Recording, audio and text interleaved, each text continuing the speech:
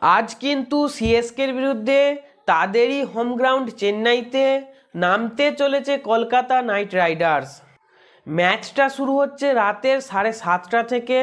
Not out ম্যাচটা কিন্তু ফাটাফাটি হতে চলেছে।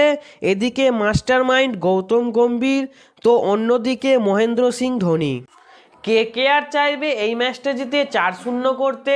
আর আমার মনে হয় কেকেআর বর্তমানে যেই ফর্মে আছে, কেকেআরকে আটকাতে পারবে এমন কোনো টিম কিন্তু এবছর আইপিএলে নেই। এবছর একটা পজিটিভ দিক এটাই যে কেকেআরের প্রত্যেকটা প্লেয়ার ভালো ফর্মে আছে। ওপেনিংয়ের ফিল সল্ট এবং নারিন তো রীতিমতো আগুন ছড়াচ্ছে। পাওয়ার প্লেতে এখনও পর্যন্ত সর্বোচ্চ স্কোর কলকাতার।